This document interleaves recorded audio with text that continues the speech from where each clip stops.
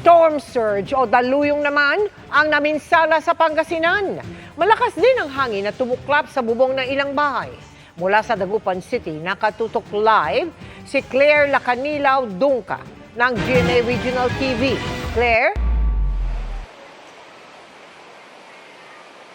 Mel, ngayong araw nakararanas pa rin ng malakas na hangin at ulan na bunsod ng bagyong Christine kaya binaha ang ilang pangunahing kalsada sa Dagupan City.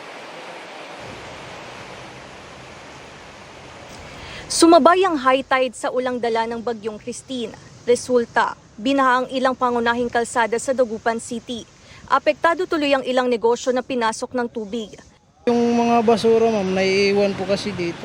Kaya dapat walisin namin papunta dun sa likod. Mula kahapon, may ilang residente na rin sa Barangay Maluwod ang nagsimulang lumikas dahil sa hanging dala ng bagyong Christine, gayon din ang pagbuhos ng ulan.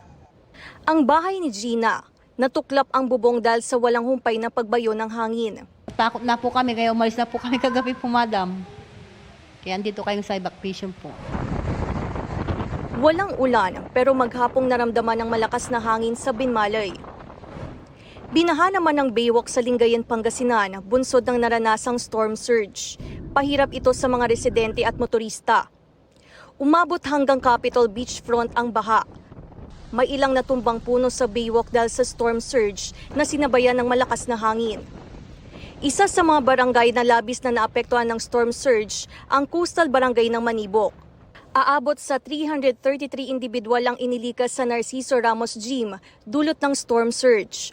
Nung tumataas na yung tubig, inabisuhan ko na yung mga tao. Nasabi ko, lumikas na tayo. Bukod sa Binmali at Lingayen, nakaranas din ng storm surge sa Alaminos City, Infanta, Dagupan City, San Fabian, Labrador, Sual at Bolinao.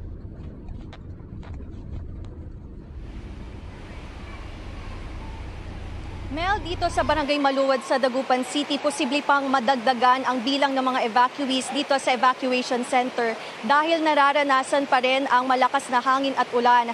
Patuloy pa rin ang pag-iikot at monitoring ng otoridad ukol sa lagay ng panahon at namahagi na rin sila ng relief goods sa mga apektadong residente sa lungsod. Mel. Maraming salamat sa iyo, Claire Lacanilaw Dungca ng GMA Regional TV.